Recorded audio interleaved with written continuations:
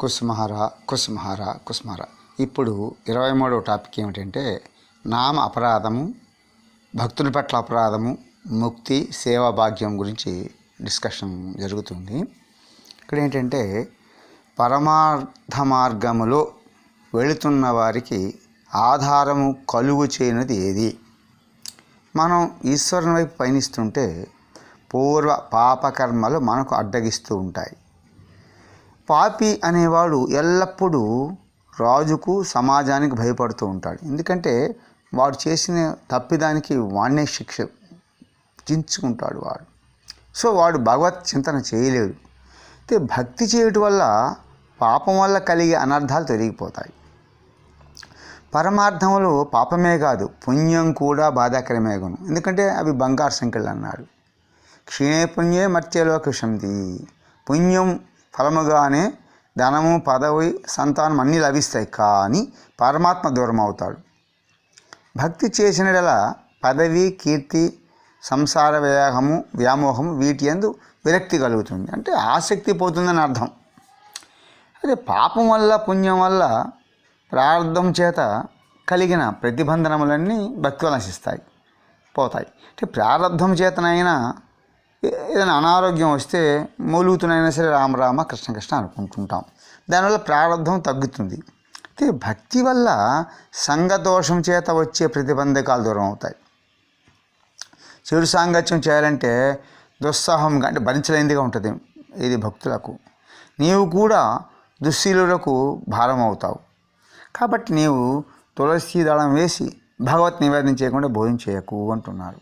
అయితే భక్తిలో విఘ్నం కలగడానికి మరో కారణం అపరాధములు అనేక విధములు.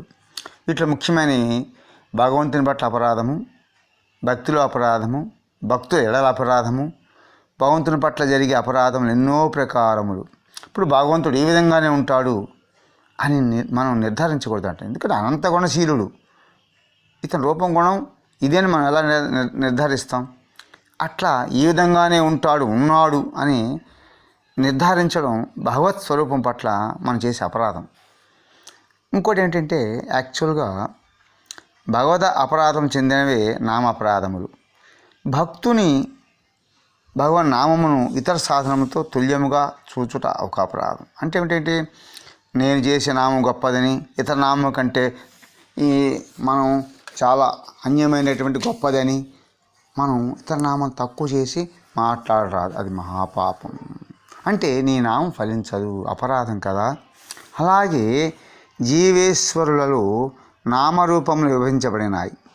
ఈశ్వరుడు తన రూపాన్ని తన దగ్గర పెట్టుకుని జీవుడికి నామాన్ని ఇచ్చాడు. కానీ నామము రూపము కంటే గొప్పది. రూపము నామము యొక్క అధీనంలో ఉన్నది. అందుకే ఇక్కడ ఏమంటున్నాడు? నామంతో పిలిస్తే రూపదర్శనం కాక తప్పదు. నామ అపరాధాలన్నీ కూడా, భక్త అపరాధాలన్నీ కూడా నామం జపం చేత పోతాయి. అయితే ఏంటంటే భక్త అపరాధం వీటన్నిటినీ కంటే ఎక్కువైంది. అది చాలా జాగ్రత్తగా ఉండాలండి. ఎందుకంటే భక్తులను బాధ పెడితే భగవంతుడు క్షమించాడు. భగవంతుడిని బాధ పెట్టినా క్షమిస్తాడేమో భగవంతుడు. అందుకే భక్త అపరాధము పరమాత్మ క్షమించడు. నామజపంతో అది పోదు. ఏ భక్తుని ఆ నేరం చేయబడిందో ఆ భక్తుడే నేరం చేసిన వాడిని క్షమించాలి.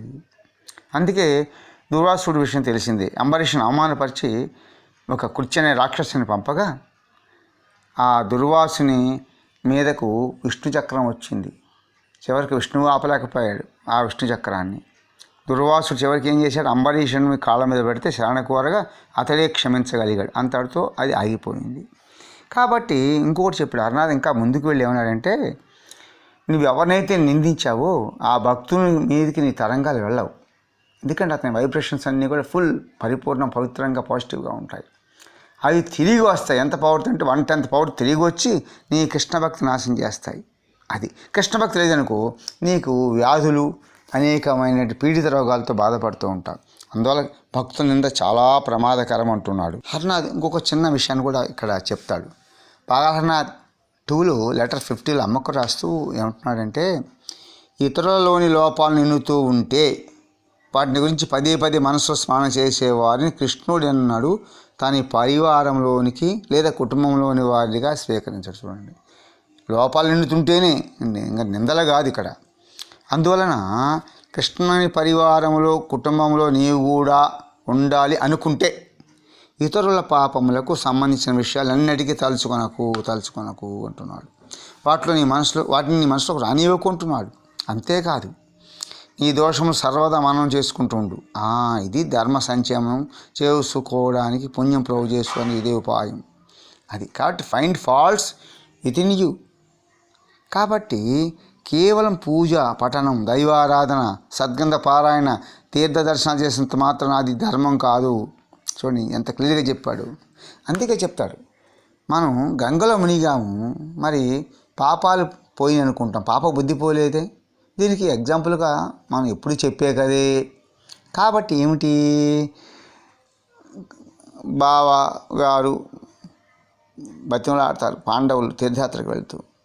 ఆయన కృష్ణుడు ఏం చేశాడంటే తన బదులుగా సొరకాన్ని ఇచ్చాడు. అన్ని తీర్థాల్లో ముంచారు. ముంచితే చివరకు యాత్ర అనంతరం బావగారు మరి ఈ సొరకాన్ని ఏం చేయమంటారంటే బ్రాహ్మణ సంతర్పణలో వండి పెట్టమంటాడు. వండి పెడితే అది చేదుగా ఉండి అంత చీచని ఊశారు. అడుగుతాడు కృష్ణుడు, ఇన్ని తీర్థాల్లో ముంచారే, దాన్ని చేదుపోలేదా? కాబట్టి లోన ఉన్న గుణాలు పోవాలంటే జ్ఞానగంగలో మునగాల. అది కాబట్టి ఇక్కడ ఏమంటున్నాడు, మనం ఈ యొక్క చెడు గురించి ఆలోచిస్తే ఏమవుద్దంటే మనం చెడైపోతాం. అందుకని ఏ వ్యక్తులు భలే అంటాడు, పాపకర్మ చేసిన ఏ వ్యక్తులైనా నీకు రవంతా మంచిగా అనిపిస్తే ఆ మంచిని గురించే సదా ప్రసంగించు అంటున్నాడు. ఆ మంచిని జప్తించుకోవయ్యా, దాని గురించి భావన చేస్తున్నామాట. అంటే ఫుల్ పాజిటివ్ థింకింగ్. మనం చెప్పుకున్న ఏకనాథుడు 108 సార్లు స్నానం చేయడం, చివరికి ఆ పటాన్ ఉమ్ము వేసిన వాడు కాళ్ళ మీద పట్టడం, తను మరీ క్షమించడం. కాబట్టి క్షమాగుణం, ఫుల్ పాజిటివ్ థింకింగ్ కావాలి. కాబట్టి మనం చూడండి, మరి అలా చెప్తాడు. కారణం ఏంటంటే మరొక మాట, సాధువులు నిందించే వారందరూ ఆ సాధువులను పవిత్రం చేస్తారట. ఎందుకంటే సాధువులు ఏదైనా పాపం ఉంటే ఆ పాపం అంతటిని తమ నిందాలాపన ద్వారా ఈ నిందించేవారు సాధువుల శరీరం నుండి బయటికి లాగి తమ పైకి ఆకర్షించుకుని తమలో ఇముడ్చుకొని తాము పాపాత్మలై సాధువులను పాపరహితులుగా పౌతులుగా చేస్తుంటారు. చదువుకొని క్లియర్గా చెప్పాడు. అది మనం మరి అలాగే అంటాడు, ధ్రువుడు, ప్రహ్లాదుడు వారి గాథల నుండి పుణ్యం లభిస్తుందా? ఎందుకో చెప్పు. ఎందుకు పాపం పోతుంటే వాళ్ళలో గాథలో ఉన్న సారం మనకి వచ్చిందనుకో, దాన్ని మననం చేయడం వల్ల ఏమవుతుంది, మనం పుణ్యాత్మలుగా మారిపోయే అవకాశం ఉంది. కాబట్టి భావన ఆలోచన, bad thoughts are more powerful than deeds, ఋషిని దెయ్యంగా మారుస్తుంది అన్నాడు. అందులో మననం చాలా జాగ్రత్తగా జరుగుతుండాలి అని విన్నవిస్తున్నాడు హరనాథ్. ఇక్కడ మనం ఇందాక నామము రూపం కంటే గొప్పది అని చెప్తున్నాం. అందుకే పగల హరనాథ్ ఫస్ట్ పార్ట్లో చెప్పేశాడు, కృష్ణుని కన్నా కృష్ణనామం ఎంతో పెద్దది, ఘనమైందంటే గౌరవనీయమైందని, ఎంతో బరువైనది అంటే ఏమిటి, మరి అంతలా కృష్ణుని కూడా రుక్మిణీదేవి ఒక్క తులసి దళంతో తూచింది. అటువంటి శుభదమునైన నామమును స్వీకరించుట నాకు అదృష్టం లేదయ్యా అంటే మీరు చేయండి అని అర్థం. అంతేకాకుండా రాముడు సైతము లంకకు వారిది కడుతున్న సమయంలో రాయి వేస్తే అది మునిగిపోయిందట. కాబట్టి చూడండి అక్కడ ఏంటి, ఇదంతా కూడా నామము గొప్పది, ఘనమైంది. పరమాత్మ చాలా దూరం ఉన్నాడండి, అతని నామం నోట్లో ఉన్నది. అందువల్ల నామం చేస్తున్నప్పుడు మరి అపశృతి మాట్లాడచ్చా, బూతులు మాట్లాడచ్చా? ఎందుకంటే అంత గొప్ప నామం నీ నాలుక మీద ఆడుతుంది కదా. ఎంత జాగ్రత్తగా ఉండాలి, వాక్శుద్ధి కలిగి ఉండాలా, ప్రేమగా మాట్లాడాలి. నువ్వు చేస్తుంది భగవన్ నామము, గుర్తుపెట్టుకో, మర్చిపోకూడదు, ఒళ్ళు దగ్గర పెట్టుకోవాలి. కాబట్టి సకామకర్మ చేస్తూ ఇహపరాల సుఖాన్ని అనుభవిస్తారు ఎవరు, ఈ నామజపాలు చేసేవాళ్ళు. నిష్కామ కర్మ వలన అంతకన్నా పవిత్రమవుతుంది, ధర్మం వలన, సుఖం వలన పవిత్రత, ఇవన్నీ జన్మాంతరంలో లభిస్తాయి. కానీ భక్తి ఈ రెండింటిని ఈ జీవితంలోనే తత్కాలమే ప్రాప్తింపజేస్తుంది. నీకు భక్తి వల్ల ఏ సుఖశాంతి లభిస్తాయో అవి ఇహపరముల కంటే కూడా ఎక్కువని శ్రీ రూపగోస్వామిలా వ్రాస్తారు. సంసారములు, కర్మ, ధర్మ, జ్ఞానము మరియు యోగముల వల్ల జీవునికి ఏ సుఖాలు లభిస్తున్నాయో ప్రళయం వరకు లభిస్తాయి. అవి ఏ రూపంలో ఏ సాధనలో లభించినప్పటికీ అవి జీవులందరికీ సుఖములన్నీ కలిపినప్పటికీ అవన్నీ కూడా భక్తి యొక్క విరహంలో క్షణకాలం కలిగిన దుఃఖములోని ఆనందమునకు సరితూగవు, సమానం కావున్నాడు. అట్లా ఉంటుందంట వియోగంలో కలిగే ఆనందం. అది దుఃఖం కాదు, అదొక తీయటి ఆనందం అంటాడు. కాబట్టి ఇంకొకటి చెప్తాము. ఇక ముక్తి గురించిన ఒక విషయం ఏంటంటే, మనకి హంసద్యూతమని ఒక వాఖ్యానం ఉందట.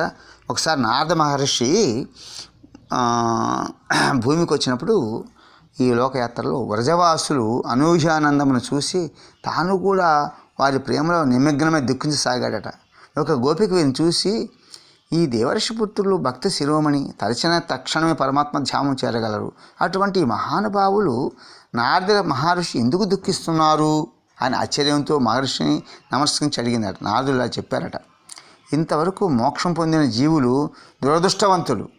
ఎందుకంటే వ్రజములోని ఈ ఆనందం వారు చూడలేకపోయారు.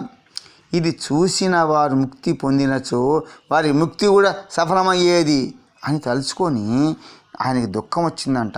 చూడండి, అందుకే హర్నాథ్ కూడా ముక్తి గురించి అద్భుతంగా హర్నాథ్ లెటర్ 13లో చెప్పారు. అయ్యా, ఒకవేళ కృష్ణుని మర్చిపోయిన ప్రమాదం లేదు, కానీ కృష్ణనామాన్ని మాత్రం అన్నటికి మరొకటి అర్థిస్తున్నాను. నామం చేయగా ప్రేమ అటు మీదట ఆ ప్రేమ ఫలం స్వరూపమైన కృష్ణుని పొందడం జరుగుతుంది. ఆ ప్రేమ ముందు కృష్ణుని కృష్ణత్వం కూడా ఏమాత్రం విలువలేనిది అవుతుండగా ఇక మిగిలిన విషయాల సంగతి ఏముందయ్యా అంటే, ఈ ప్రేమ రాజ్యంలో ముక్తి అనే దానికి విలువ చాలా తక్కువ. ఆయన చెప్పేశాడు. అక్కడ దానిని ఎవరు కొనవాలని అనుకోరు. అక్కడ ముక్తి అనేది కొనేవారు లేక దుమ్ము కొట్టుకుపోయి అంగడిలో ఒక మూలపడి ఉండే గుడ్డ లాంటిది అంటున్నాడు. అంటే చీకుడు గుడ్డ అంటే. కాబట్టి పిరికి వాళ్ళు భయపడతారు సంసారం రావడానికి.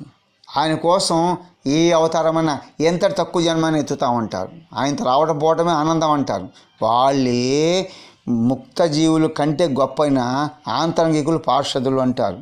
అలాంటి వారినే మనం విమలం అనుకుందాం. వాళ్ళు చూడండి, ప్రభువు కోసం ఎన్ని కష్టాన్ని పడతారు. అతి కాబట్టి అంటున్నాడు నారదుడు, ఇంతవరకు మోక్షం పొందిన జీవులు దురదృష్టవంతులట.